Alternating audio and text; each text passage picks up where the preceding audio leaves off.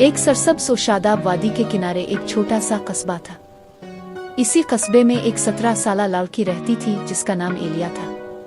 एलिया निहायत खूबसूरत थी। इसकी नीली आंखें आसमान की तरह साफ और गहरी थी। वो आम लड़कियों से ज़रा मुख्तलिफ थी। इसे जदीद मगरबी लिबास पसंद था, जीन्स पैंट और सादा शर्ट, लेकिन इसका दिल फितरत के बहुत करीब था।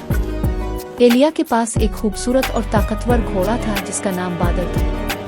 बादल सियाह और सफ़ेद रंग का घोड़ा था, वफादार और तेज रफ्तार। एलिया और बादल के दरमियान एक खास रिश्ता था, जैसे वो एक दूसरे की जुबान समझते।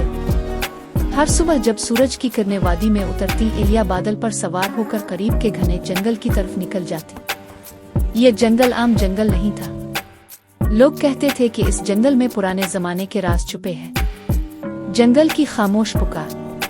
एक दिन एलिया ने महसूस किया कि जंगल कुछ मुख्तलिफ लग रहा है। दरख्तों की सरसराहट में जैसे कोई पैगाम छुपा हो।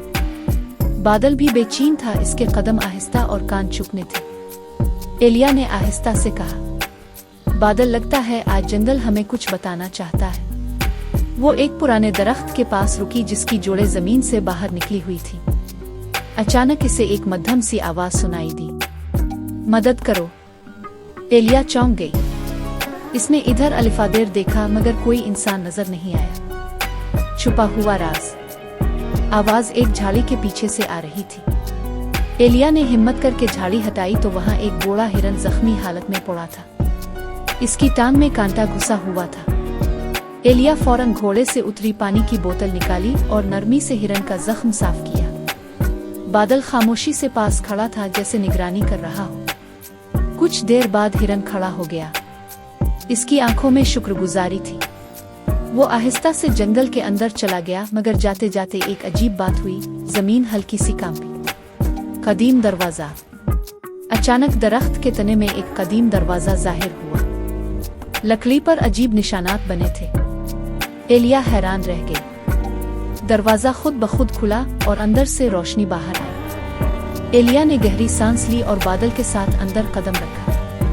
अंदर एक पुराना कमरा था। दीवारों पर तस्वीरें बनी थीं, ऐसी लड़कियों की तस्वीरें जो घोड़ों पर सवार थीं। एक तख्ती पर लिखा था, हिफाजत करे जंगल, उसकी हिफाजत करेगा। आजमाइश।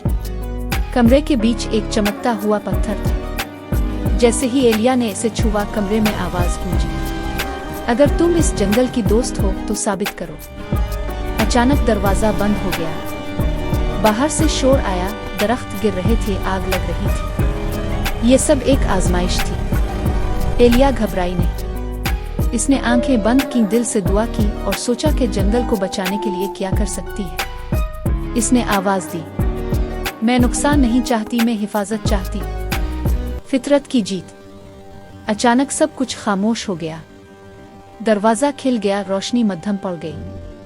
पत्थर हवा में उड़ा और एलिया के सामने रुक गया। आवाज आई, तुम कामयाब हो। आज से तुम इस जंगल की मुहाफिज हो। पत्थर गायब हो गया, मगर एलिया के दिल में एक अजीब सुकून आ गया। वापसी। एलिया बादल पर सवार होकर वापस कस्बे की तरफ निकली। जंगल पहले से ज्यादा सरसब्ज लग रहा था। परिंदे चहचहा रहे थे, हवा में खुशबू थी।